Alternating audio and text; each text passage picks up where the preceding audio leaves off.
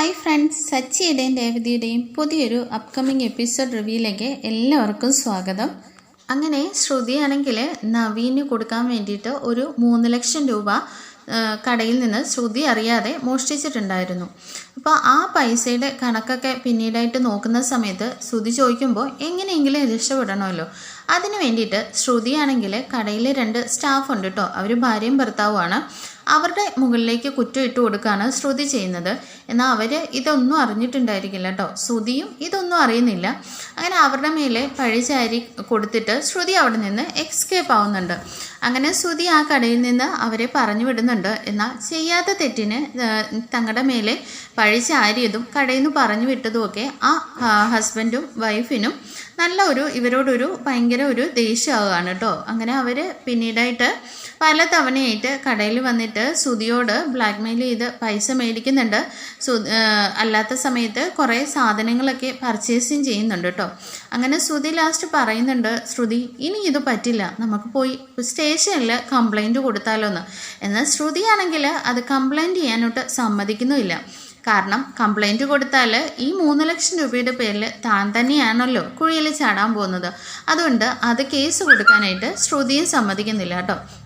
അങ്ങനെ വീണ്ടും അവർ ഈ പെൺകുട്ടിയാണെങ്കിൽ നമ്മുടെ ശ്രുതി മോശമായിട്ട് ബിഹേവ് ചെയ്തു, അത് ഞങ്ങളെല്ലാവരോടും പറയും എന്നൊക്കെ ഭീഷണിപ്പെടുത്തിയിട്ടാണ് ഇപ്പോൾ കടയിൽ വന്നിട്ട് സാധനങ്ങളൊക്കെ ഇങ്ങനെ എടുത്തുകൊണ്ട് പോകുന്നത്.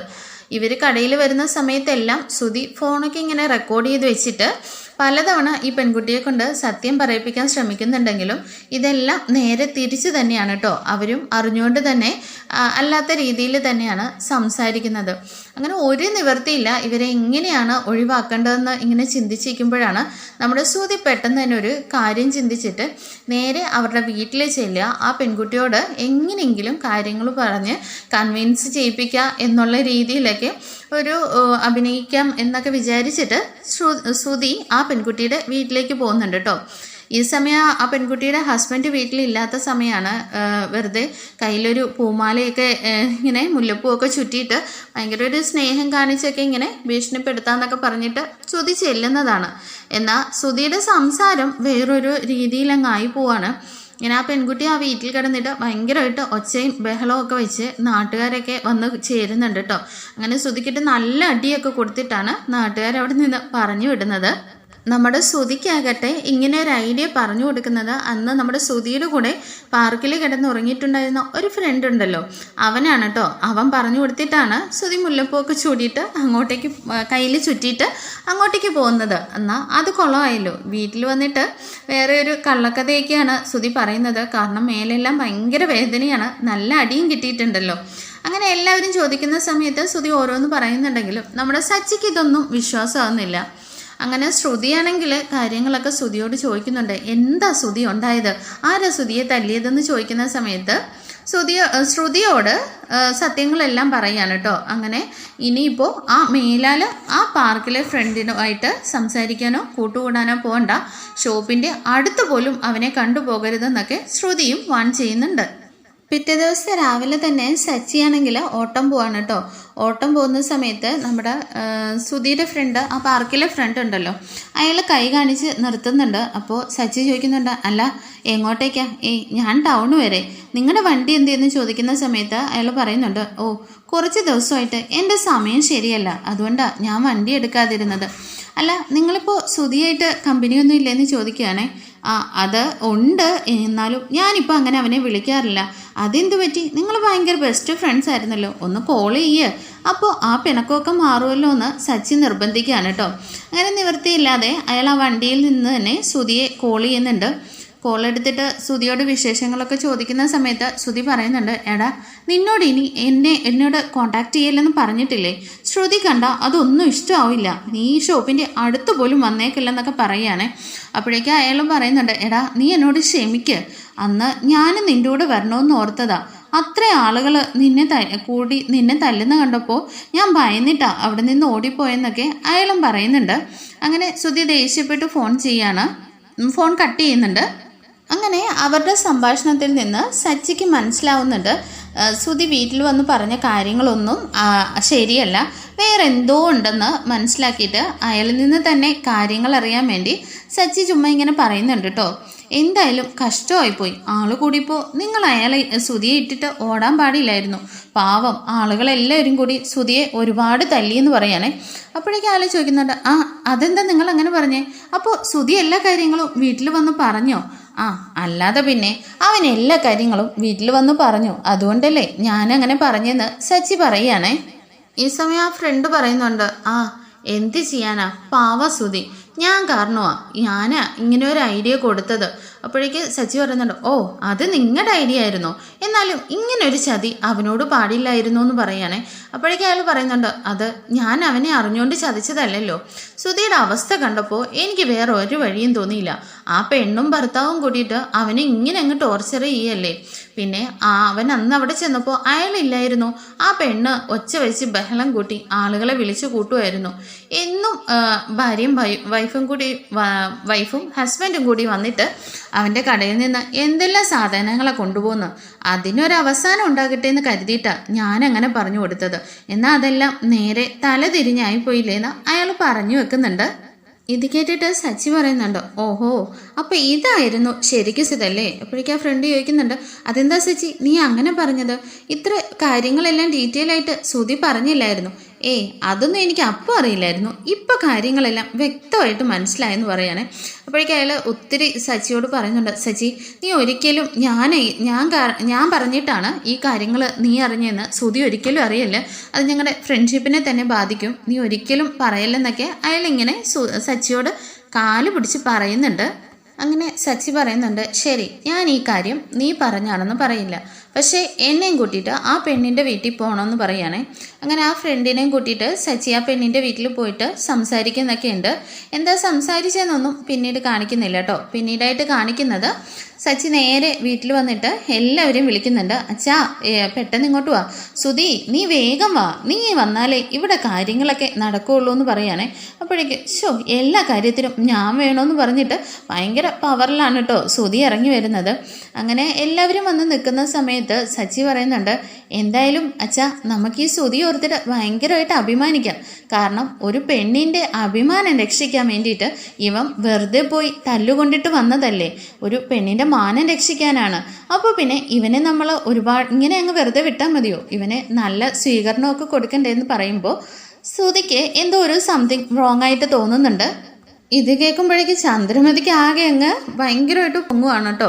എന്നിട്ട് ചന്ദ്രമതി പറയുന്നുണ്ട്, അതെ അല്ലെങ്കിലും എൻ്റെ മോനെ എനിക്ക് നന്നായിട്ട് അറിയാം, ഇവൻ പോയി എന്തെങ്കിലുമൊക്കെ ചെയ്തിട്ടുണ്ടെങ്കിൽ അത് നല്ല രീതിയിൽ ചെയ്യുള്ളൂ, പിന്നെ ഇവനെ നിങ്ങളാരുമല്ലേ വിശ്വസിക്കാത്തതെന്ന് പറയുന്നുണ്ട്. ഇത് കേൾക്കുമ്പോഴേക്കും രവിയേട്ടൻ പറയുന്നുണ്ട്, അല്ല സച്ചി നീ എന്തൊക്കെയായി പറയുന്നത്? എനിക്കൊന്നും വിശ്വസിക്കാൻ പറ്റുന്നില്ലല്ലോ. സുധി ഒരു പെണ്ണിൻ്റെ മാനം രക്ഷിച്ചെന്നൊക്കെ പറയുമ്പോൾ അതത്രയ്ക്ക് അങ്ങോട്ട് വിശ്വസിക്കാനാവാത്ത പ്രവൃത്തിയാണല്ലോ, അതുകൊണ്ടാണ് ചോദിച്ചതെന്ന് പറയണേ. അച്ഛൻ അങ്ങനെ അങ്ങ് അവിശ്വസിക്കാൻ വരട്ടെ. അവനിപ്പോൾ ആ പെൺകുട്ടി തന്നെ നേരിട്ട് ഇവിടെ വന്ന് പറയുമെന്ന് പറയണേ. അപ്പോഴേക്കും ആ പെൺകുട്ടി നന്ദി പറയാനായിട്ട് നേരിട്ട് ഇവിടെ എത്തിയിട്ടുണ്ടോയെന്ന് ചോദിക്കുവാണേ. അല്ലാതെ പിന്നെ ഇപ്പം തന്നെ വരും, അച്ഛൻ കണ്ടോന്ന് പറയുകയാണേ. ഇത് കേൾക്കുമ്പോൾ നമ്മുടെ ശ്രുതിക്കും കാര്യമൊന്നും മനസ്സിലാവുന്നില്ല. കാരണം നടന്ന കാര്യങ്ങളൊക്കെ ശ്രുതിയോട് പറഞ്ഞിട്ടുണ്ടായിരുന്നു, എന്നാലും സച്ചി എന്ത് കാര്യമാണ് ഉദ്ദേശിക്കുന്നതെന്ന് അവർക്ക് മനസ്സിലായിട്ടില്ല. അങ്ങനെ സച്ചി ഒരു വിസിലടിക്കുകയാണ് കേട്ടോ. ഈ സമയം ആ പെണ്ണും ഹസ്ബൻഡും കൂടി കയറി വരുന്നുണ്ട്. അങ്ങനെ ആ പെണ്ണിനെ കാണുമ്പോൾ തന്നെ ചന്ദ്രമതി ചോദിക്കുന്നുണ്ട്, അല്ല ഇത് മുമ്പ് ശ്രുതി ഇവിടെ അടുക്കളയിൽ ജോലി ചെയ്യാനായിട്ട് കൂട്ടിക്കൊണ്ട് വന്ന പെണ്ണല്ലേ എന്ന് ചോദിക്കണേ. അപ്പോൾ ശ്രുതി പറയുന്നുണ്ട്, അതെ ആൻറ്റി, അന്ന് ഞാൻ കൂട്ടിക്കൊണ്ട് വന്നിട്ട് ഇവക്ക് പാചകമൊന്നും അറിയില്ലെന്നും പറഞ്ഞ് തിരിച്ചു വിട്ടതായിരുന്നു. പിന്നീടായിട്ട് ഇവർ ഭാര്യയും ഭർത്താവിനെയും ഞങ്ങൾ ഷോപ്പിലെടുത്തിരുന്നു. ഷോപ്പിൽ നിന്നും 3 ലക്ഷം രൂപ അന്ന് കാണാതായില്ലേ, അതിൻ്റെ പേരിൽ ഇവരെ ജോലിയിൽ നിന്നും പിരിച്ചും വിട്ടു ആൻറ്റി. പിന്നീടായിട്ട് ശ്രുതിയെക്കുറിച്ച് അനാവശ്യമായിട്ട് ഓരോന്ന് പറഞ്ഞുണ്ടാക്കിയിട്ട് ഷോപ്പിൽ നിന്ന് സാധനങ്ങളും പൈസയൊക്കെ ബ്ലാക്ക് മെയിൽ ചെയ്ത് ഇവൾ മേടിച്ചുകൊണ്ടേ ഇരിക്കുകയാണെന്ന് ശ്രുതിയെ രക്ഷിക്കാനായിട്ട് ഇടയിൽ കയറി പറയുന്നുണ്ട്. അപ്പോഴേക്കും ശ്രുതി പറയുന്നുണ്ട്, അല്ല നീ എന്തിനാ ഇവരെ ഇങ്ങോട്ടേക്ക് കൂട്ടിക്കൊണ്ട് വന്നത്? അപ്പോഴേക്കും സച്ചി പറയുന്നുണ്ട്, അതെ നിന്റെ വീരശൂര പരാക്രമങ്ങളൊക്കെ എല്ലാവരും അറിയണ്ടേ, അതിന് വേണ്ടിയിട്ടാ. അപ്പോഴേക്കും രവി ചോദിക്കുന്നുണ്ട്, അല്ല സച്ചി നീ എന്തൊക്കെയായി പറയുന്നത്? ശ്രുതി ഏതോ ഒരു പെൺകുട്ടിയെ രക്ഷിച്ചു, അവൾ നന്ദി പറയാൻ വേണ്ടിയിട്ട് വരുന്നു എന്നല്ലേ പറഞ്ഞത്, എന്നിട്ടിപ്പോൾ എന്താ ഇവിടെ സംഭവിക്കുന്നതെന്ന് ചോദിക്കുന്നുണ്ട്. സച്ചി അപ്പോൾ പറയുന്നുണ്ട്, അച്ഛാ ഇവരെ എന്തിനിപ്പോൾ വന്നെന്ന് പറയുന്നതിനേക്കാളും എങ്ങനെ ഇവിടെ എത്തിയെന്നുള്ളത് ആദ്യം അറിയണ്ടേ. എന്നിട്ട് സച്ചി പറയുന്നുണ്ട്, ഞാൻ ആ പാർക്കിലെ ഫ്രണ്ടിനെയും കൂട്ടിയിട്ട് അവരുടെ വീട്ടിൽ ചെന്നിട്ട് ഉണ്ടായ കാര്യങ്ങളൊക്കെയാണ് കേട്ടോ പിന്നീടായിട്ട് കാണിക്കുന്നത്. അവിടെ ചെല്ലുമ്പോൾ ഹസ്ബൻഡ് ഭക്ഷണം കഴിച്ചുകൊണ്ടിരിക്കുകയാണ്. ഭക്ഷണമൊക്കെ കഴിച്ച് പതുക്കെ വന്നാൽ മതി എന്ന് പറഞ്ഞിട്ട് അവിടെ ചെന്നിട്ട് കാര്യങ്ങളൊക്കെ ചോദിക്കുകയാണ് കേട്ടോ. അപ്പോഴേക്കും സുധിയുടെ ചേട്ടനാണെന്നുള്ള കാര്യങ്ങളൊക്കെ, അനിയനാണെന്നുള്ള കാര്യങ്ങളൊക്കെ ഇങ്ങനെ പറയുന്നുണ്ടല്ലോ. അപ്പോഴേക്കും നിങ്ങൾ എന്തിനാ ഇപ്പം ഇങ്ങോട്ടേക്ക് വന്നത്? ഞങ്ങൾ ആ കാര്യങ്ങളൊക്കെ അന്നേ പറഞ്ഞ് അവസാനിപ്പിച്ചതാണ്.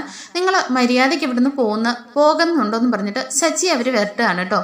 അപ്പോഴേക്കും സച്ചിയാണെങ്കിൽ ഭർത്താവിൻ്റെ കുത്തിന് കയറി പിടിച്ചിട്ട് അടിക്കാനൊക്കെ ഒരുങ്ങുന്നുണ്ട്.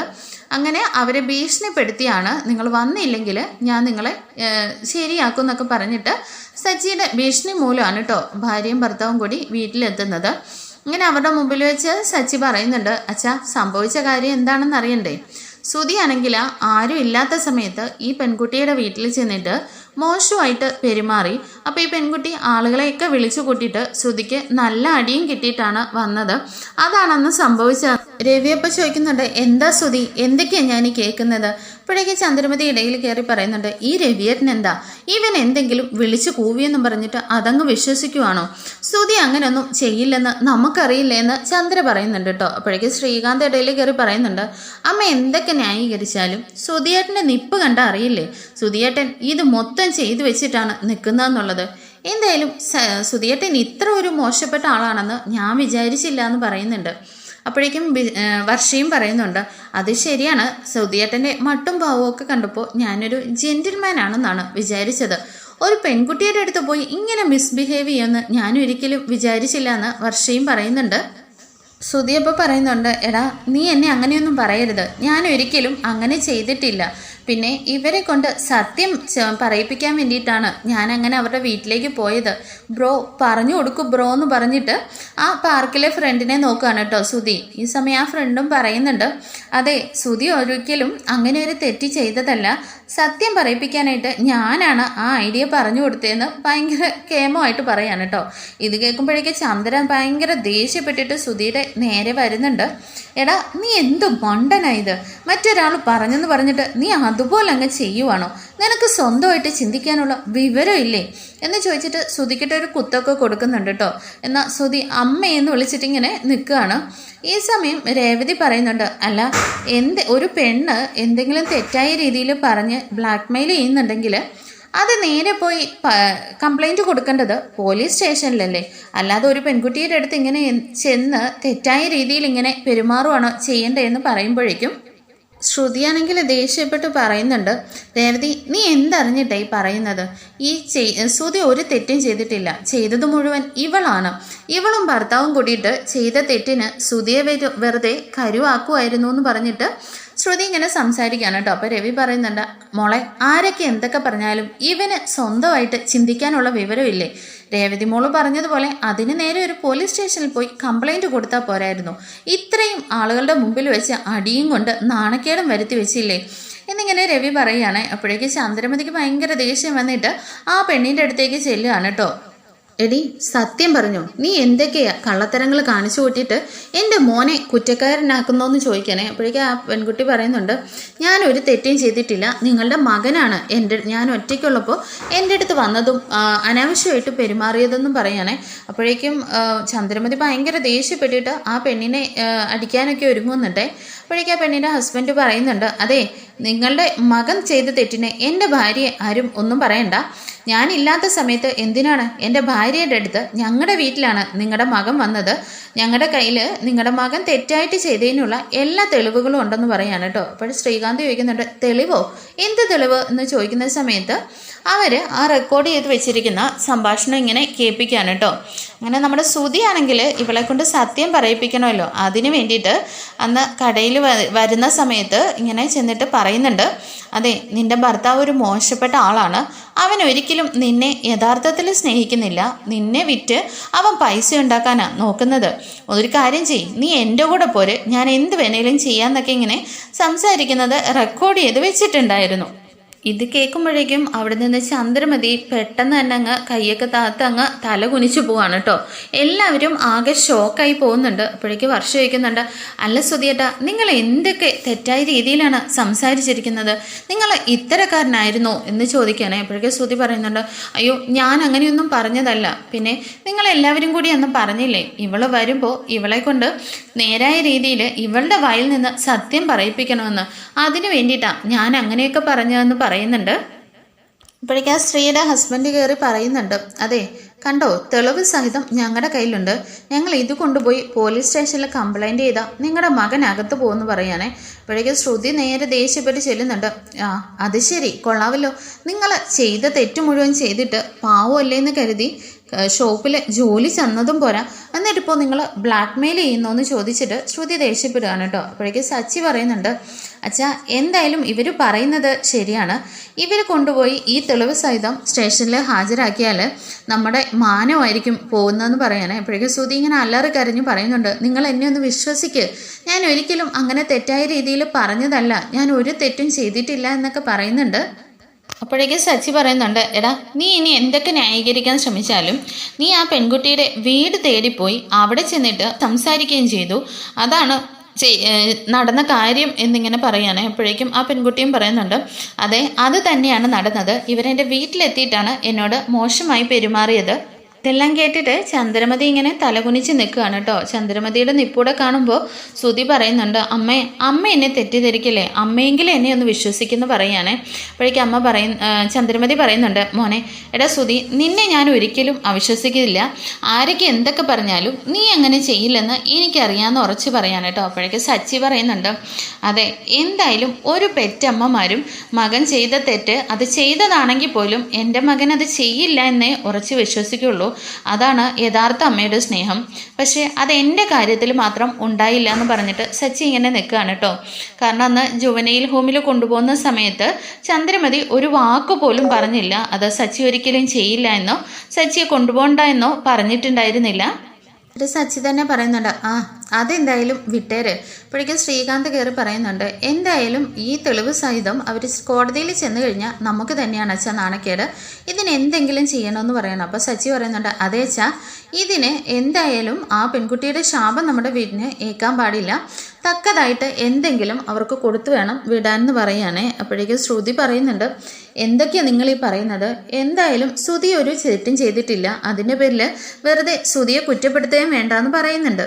അപ്പോഴേക്ക് വർഷയും പറയുന്നുണ്ട്, അതെ എന്തായാലും ഒരു പെൺകുട്ടിക്ക് പുറത്തു പോയിട്ട് ജോലി ചെയ്യുന്ന സമയത്ത് ഇങ്ങനെയൊക്കെ സംഭവിച്ചാൽ എങ്ങനെയാ പെൺകുട്ടികൾ ധൈര്യമായിട്ട് പുറത്തു പോയി ജോലി ചെയ്യുക, എന്തായാലും ഇത് ന്യായീകരിക്കേണ്ടെന്ന് പറയാനേ. അപ്പോഴേക്ക് സച്ചി പറയുന്നുണ്ട്, എന്തായാലും ഞാൻ ആ പെൺകുട്ടിയുടെ പക്ഷത്ത് തന്നെയാണ്, ഇവൻ ആ തെറ്റ് ചെയ്തതുകൊണ്ടല്ലേ. അപ്പോഴേക്ക് ശ്രുതി പറയുന്നുണ്ട്, സച്ചി ഞാൻ അങ്ങനെ ചെയ്തിട്ടില്ല, പിന്നെന്തിനാ നീ അവൾ ഒറ്റയ്ക്കുള്ളപ്പോൾ അവളുടെ വീട്ടിൽ പോയത്, അത് ഞാൻ സത്യം പറയിപ്പിക്കാൻ വേണ്ടി പോയതല്ലേ, നീ എന്തൊക്കെ ന്യായീകരിച്ചാലും ആ പെൺകുട്ടിയുടെ ഭാഗത്ത് തന്നെ ന്യായം, ഞാൻ അവളുടെ പക്ഷത്തെ നിൽക്കുമെന്നിങ്ങനെ സച്ചി പറയാണ് കേട്ടോ. അപ്പോഴേക്കും ഇത് കേൾക്കുന്ന ശ്രുതിക്ക് ഭയങ്കര ദേഷ്യമാകുന്നുണ്ട്. ശ്രുതി പറയുന്നുണ്ട്, സച്ചി ശ്രുതിയോടുള്ള ദേഷ്യം നീ ഇപ്പോൾ ഇവിടെ തീർക്കരുത്, എന്തായാലും ഇത് ശരിയല്ല എന്ന് പറയാനേ. അപ്പോഴേക്ക് വർഷ പറയുന്നുണ്ട്, അതെന്താ, എന്തായാലും സച്ചിയേട്ടൻ പറയുന്നത് ന്യായം തന്നെയാണ്, ആരുടെയും പക്ഷത്ത് നിന്നല്ല, ന്യായത്തിൻ്റെ കൂടെയാണ് ഞാനും എന്ന് പറയാണ്.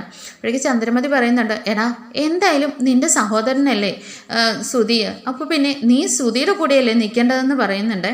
അപ്പോഴേക്കും ഇതൊന്നും ഈ സഹോദര സ്നേഹമൊന്നും എനിക്ക് മുമ്പും തിരിച്ചു കിട്ടിയിട്ടില്ലല്ലോ, 50 ലക്ഷം രൂപ വീട്ടിൽ നിന്ന് കട്ടുകൊണ്ട് പോയതും വിവാഹത്തിന് മുമ്പ് ഒരു പെൺകുട്ടിയുടെ കൂടെ ജീവിച്ചതുമൊക്കെ ഇവൻ തന്നെയല്ലേ, അപ്പോൾ ഇവൻ ഇതും ചെയ്യും ഇതിനപ്പുറവും ചെയ്യുമെന്ന് സച്ചി പറയുന്നുണ്ട്.